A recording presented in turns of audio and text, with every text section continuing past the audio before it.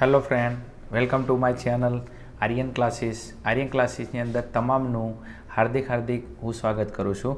ચલો આપણે વિદ્યાર્થી મિત્રો ધોરણ 10ની અંદર ચેપ્ટર નંબર 13 આંકડાશાસ્ત્રનો અભ્યાસ કરીશું. અને આંકડાશાસ્ત્રની અંદર આજે આપણે આ વિડીયોની અંદર સ્વાધ્યાય 13.1નો દાખલા નંબર 1 જોઈશું. કયો દાખલા નંબર 1? બીજું આપણો 13.1ની અંદર બધા દાખલા આપણા કોના છે? મધ્યકના છે. કોના દાખલા છે? મધ્યકના દાખલા છે. મગજમાં રાખજો એમ. બીજું મધ્યકની અંદર કયા કયા સૂત્રો આવે છે, કઈ જગ્યાએ કયું સૂત્ર મૂકવું, કયું સૂત્ર કેમ આવે છે, સૂત્રમાં આવતા તમામે તમામ સંજ્ઞા, આ દરેક વસ્તુનો મધ્યકનો મેં પ્રસ્તાવનાનો વિડીયો મૂકેલો છે. તો સૌથી પહેલાં તમારા ચેપ્ટર ખરેખર શીખવું હોય તો આની આગળ પ્રસ્તાવનાનો વિડીયો જોતા હોય તો તમને મજા આવશે એમ. ચલો હળો, હવે આપણે દાખલા નંબર 1 ઉપર આવતા રહો. દાખલા નંબર 1ની અંદર શું કહે છે ધ્યાન આપજો. તો અહીંયા કીધું છે ઘર દીઠ છોડની સંખ્યાઓનો મધ્યક શોધો. બીજું અંદર ઘણી બધી બુકમાં માહિતી આપેલી છે, ઓકે, તમે એને રીડ કરી લેજો. પણ અહીંયા આપણે શેનો મધ્યક માગે છે? ઘર દીઠ છોડની સંખ્યાનો મધ્યક શોધો. અહીંયા બીજું મને નથી ખબર શું આપેલું છે, પણ દાખલામાં મધ્યક શોધવાનો છે. મધ્યકને આપણે કહીશું x બાર. શું કહીશું આપણે? x બાર શોધવાનો છે. ચલો હળો જોઈએ આપણે માહિતી શું આપેલી છે.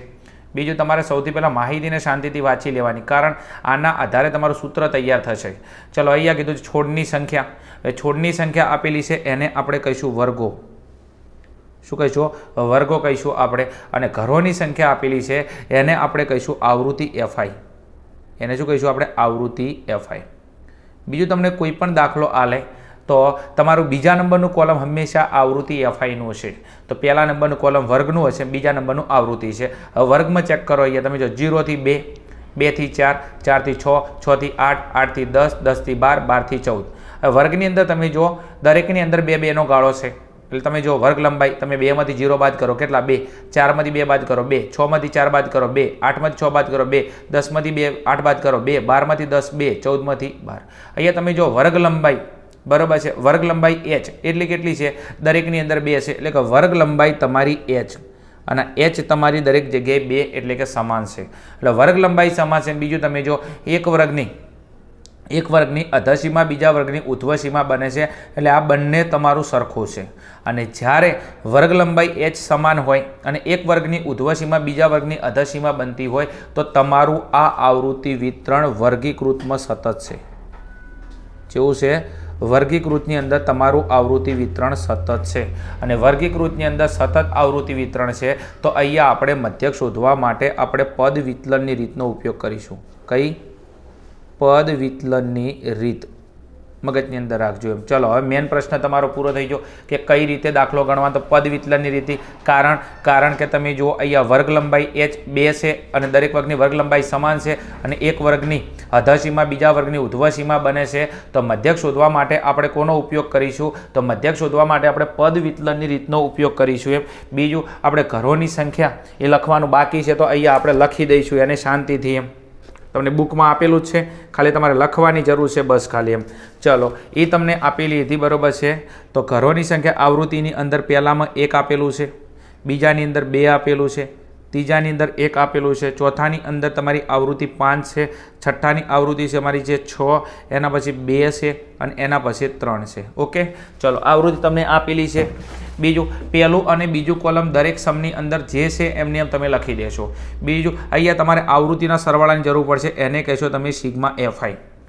fi સિગ્મા એટલે સરવાળો. કોનો? fi. એટલે આનો તમે સરવાળો કરશો તો અહીંયા 1 2 3, 3 ને 4, 4 ને 5 9, 9 6 15, 15 ને 2 17, 17 ને 3 20. તો તમારી આવૃત્તિનો સરવાળો કેટલો આવી ગયો? 20 આવી ગયો. ઓકે, આની આપણે દાખલામાં જરૂર પડશે. ચલો એના પછી તમારે જરૂર નહીં પડશે મધ્ય કિંમતની. કોની? મધ્ય કિંમતને કહીશું આપણે xi. શું કહીશું? xi. તો એના પછીનું કોલમ આવશે તમારું મધ્ય કિંમત xi. xi શોધવા માટે એનું સૂત્ર હતું મધ્ય કિંમત બરાબર સૂત્ર શું હતું? ઉધ્વસીમા વત્તા અધસીમા ભાગ્યા 2. એટલે કે નેટલી સીમા વત્તા ઉપલી સીમા ભાગ્યા 2. ના ખબર પડે તો આ 2નો સરવાળો કરીને 2 વડે ભાગવાના. તો 0 વત્તા 2 એટલે 2, 2 ભાગ્યા 2 એટલે 1. ચલો એના પછી 2 વત્તા 4 એટલે 6, 6 ભાગ્યા 2 એટલે કેટલા? 3. ચલો એના પછી 6 વત્તા 4 કેટલા? 10, 10 ભાગ્યા 2 એટલે 5. વિદ્યાર્થી મિત્રો તમે જુઓ અહીંયા તમારી વર્ગ લંબાઈ h સમાન છે. કેટલી છે? 2. તો દરેકની અંદર તમારે 2 2 ઉમેરતું જવાનું. ચલો 1 માં 3 ઉમેર્યા 2, પેલા એકમાં 2 ઉમેર્યા 3, 3માં 2 ઉમેર્યા 5, હવે 5માં 2 ઉમેરો કેટલા 7, 7માં 2 ઉમેરો કેટલા 9, 9માં 2 ઉમેરો કેટલા 11 અને 11માં 2 ઉમેરો કેટલા 13. બીજું તમારે શરૂઆતના 2 વર્ગની મધ્ય કિંમત લાવવાની, પછી જેટલી વર્ગ લંબાઈ હોય એટલા તમારે ઉમેરતું જવાનું એમ. ઓકે, ચલો તો મધ્ય કિંમત તમારી xi મળી ગઈ એમ. ના ખબર પડે તો આ બેનો સરવાળો કરવાનો, આ બેનો સરવાળો, આ બેનો સરવાળો, દરેકનો સરવાળો કરીને 2 વડે ભાગી દેવાનું, કારણ કે મધ્ય કિંમતનું સૂત્ર હતું ઉધ્વ સીમા વત્તા અધ સીમા ભાગ્યા 2.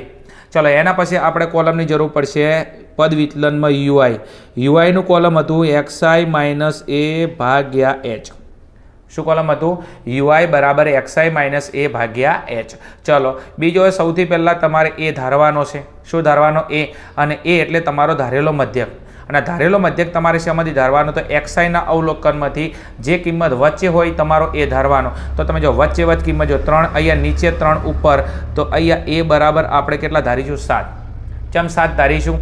કારણ કે અહીંયા વચ્ચે વચ્ચે તમારો એ 7 આવે છે એટલા માટે તો એ આવી ગયો. બીજું તમે જો એ ધારો એના સામે 0 મૂકી દેવાના. કેટલા મૂકી દેવાના? 0 મૂકી દેવાના. બીજું હવે તમારે કામ શું કરવાનું? તો જ્યારે તમારી વર્ગ લંબાઈ સમાન હોય, શું હોય? વર્ગ લંબાઈ સમાન હોય અને વર્ગીકૃતમાં સતત આવૃત્તિ વિતરણ હોય. વર્ગ લંબાઈ સમાન હોય, વર્ગીકૃતમાં સતત આવૃત્તિ વિતરણ હોય તો ઉપર અવલોકન માઇનસમાં લખવાના, નીચે અવલોકન પ્લસમાં લખવાના. તો ઉપર લખીશું -1, -2, -3 અને નીચે લખીશું અહીંયા 1, 2 અને 3.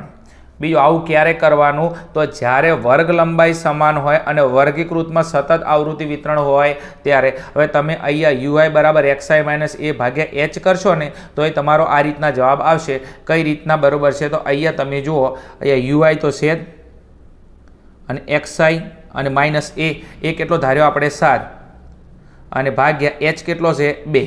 ઓકે, તો xi એમના એમ એની કિંમત બરાબર છે એ કેટલો હતો? અહીંયા 7, એની જગ્યાએ 7 મૂકી દો. અને બીજું h કેટલો છે? 2. તો તમે જો xi કેટલી છે? xi અહીંયા 5 છે, 5માંથી 7 બાદ કરું -2 અને -2 ભાગ્યા 2 એટલે કેટલા? -1. અહીંયા તમે જો 3માંથી 7 જોઈએ એટલે -4, -4 ભાગ્યા 2 એટલે -2. અહીંયા તમે જુઓ 1માંથી તમે બાદ કરો 7 તો -6, -6 ભાગ્યા 2 એટલે -3. એ રીતના અહીંયા બાદ કરશો તમે. 9માંથી 7 બાદ કરો એટલે 2, 2 ભાગ્યા 2 એટલે 1. ઓકે, ચલો અહીંયા 11 છે, 11માંથી 7 બાદ કરો એટલે કેટલા આવે? 4, 4 ભાગ્યા 2 એટલે 2. ચલો 11માંથી 7 બાદ કરો એટલે કેટલા વધશે? 11 ની અંદર 7 બાદ કરો એટલે 6, 6 ભાગ્યા 2 એટલે કેટલા આવશે? 3. બીજું આટલું બધું કરવાની જરૂર નથી. આ તો જસ્ટ તમને પહેલો દાખલો છે સમજાવું છું. બાકી તમારો વર્ગીકૃતમાં સતત આવૃત્તિ વિતરણ હોય અને વર્ગ લંબાઈ એટલે સમાન આપેલી હોય ત્યારે જો એ ધાર્યો એના સામે 0 મૂકવાના, ઉપર અવલોકન માઇનસમાં મૂકવાના, નીચે અવલોકન પ્લસમાં મૂકવાના. ચલો થઈ ગયું? હા થઈ ગયું છે. ચલો એના પછીનું તમારો લાસ્ટ નંબરનું કોલમ આવશે FI/UI. કઈ કોલમ આવશે? FI/UI. એટલે કે FI અને UI નો તમારે ગુણાકાર કરવાનો છે. આ FI/UI નો મતલબ શું થાય? તો FI ગુણ્યા UI. આનો મતલબ શું થાય? FI ગુણ્યા UI. તો આ રહ્યો FI, આ રહ્યો UI. એટલે કે આ કોલમનો આ કોલમનો તમારે શું કરવાનો છે? ગુણાકાર કરવાનો છે. એટલે FI અને UI નો ગુણાકાર. તો આ સંખ્યાનો ગુણાકાર કરીશું અહીંયા. તો અહીંયા 3 એકા 3, 3 કેવા આવશે? અહીંયા માઇનસમાં આવશે. ચલો 2 દૂ 4, 4 કેવા આવશે? તમારા માઇનસમાં આવશે. ચલો 1 એકા 1 પણ 1 કેવા આવશે? માઇનસમાં. 5 ગુણ્યા 0 એટલે અહીંયા 0 આવશે. 6 એકા 6 આવશે. અહીંયા 2 દૂ 4 આવશે. અહીંયા 3 તરી 9 આવશે. હવે તમારે કામ શું કરવાનું છે? આ અવલોકન માઇનસવાળા રહ્યા એનો સરવાળો કરવાનો છે અને આ રહ્યા પ્લસવાળા અવલોકન તમારે એનો સરવાળો કરવાનો છે. તો આ માઇનસવાળા અવલોકન છે, તમે જો 4 ને 3 7 ને 1 8, તો માઇનસનો સરવાળો કેટલો આવશે? અહીંયા 8 આવશે.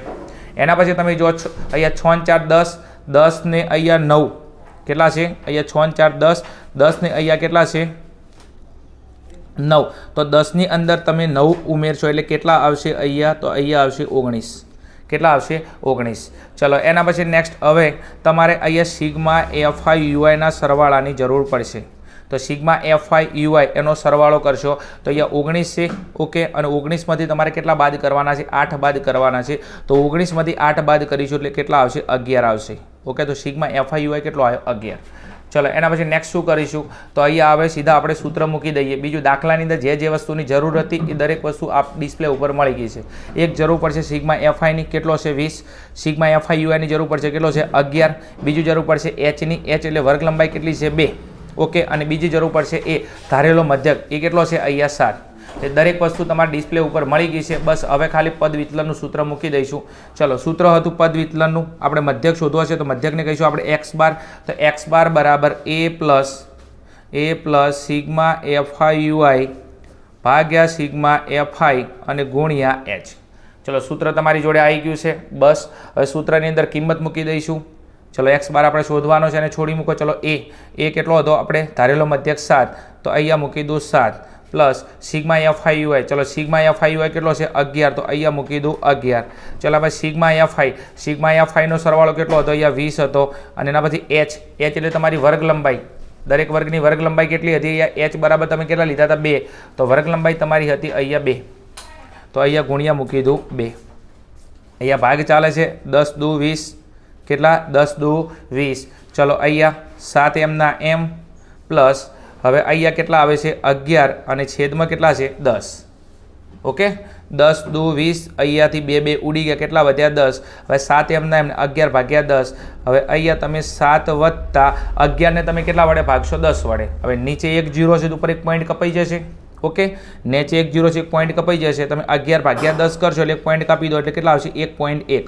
ચલો, હવે નેક્સ્ટ 7 વત્તા 1.1, તો 7ની અંદર તમે 1 પોઈન્ટ ઉમેરશો બરાબર. 7 વત્તા 1 એટલે 8 બરાબર છે અને પોઈન્ટ કેટલા વધ્યા 1 વધ્યો. ઓકે, ચલો, આ શું આવ્યો આપણો મધ્યક. તો આ આપણો મધ્યક આવ્યો. તો હવે લખી દઈએ આપણે એક્સ બાર બરાબર 8.1. ચલો, તમારો એક્સ બાર મળી ગયો. શું મળી ગયો? એક્સ બાર મળી ગયો. કેટલો? 8.1. ચલો, બીજું આપણને અહીંયા શું માગ્યું હતું? તો અહીંયા આપણને માગ્યું હતું જો ઘર દીઠ છોડની સંખ્યાઓનો મધ્યક. તો હવે ફાઇનલ આપણે સ્ટેટમેન્ટની અંદર લખીશું. અહીંયા ખાસ એવું લખવું બહુ જરૂરી છે. ઘર દીઠ છોડની સંખ્યાનો મધ્યક 8.1 થશે. આવું લખજો પરીક્ષાની અંદર તો આપણો અડધો ગુણ બી કપાઈને. ઓકે, તમારો ટાર્ગેટ વધારે કે 100માંથી 100 લાવવા છે ગણિતની અંદર, તો આ બધું લખવું બહુ જરૂરી છે એમ. ઓકે, ચલો, આપણો ક્વેશ્ચન નંબર 1 કમ્પ્લીટલી અહીંયા પૂરો થાય છે. ઓકે, સ્ક્રીનશોટ લેવો તો તમે લઈ શકો છો. અહીંયા સૌથી પહેલાં આપણું આવશે કોષ્ટક. ઓકે, કોષ્ટકની અંદર પહેલાં 2 કોલમ ઉપરથી આપણી રીત નક્કી થશે. પદ વિચલનની રીત કેમ આવી બરાબર છે એ આપણા મગજની અંદર ડાઉટ હોય તો નીકળી જશે. એના પછી આવશે આપણી નેક્સ્ટ ગણતરી. ઓકે, ચલો, એના પછી આપણે મળીશું આગળના સમની અંદર. એના પછી સ્વાધ્યાય નેક્સ્ટ 13.1ની અંદર ક્વેશ્ચન નંબર 2ની અંદર એમ. બીજું રીત સમજાતી હોય, ખબર પડતી હોય તો કોમેન્ટની અંદર કહેજો એમ. ચલો, મળીશું આપણે આગળના દાખલાની અંદર.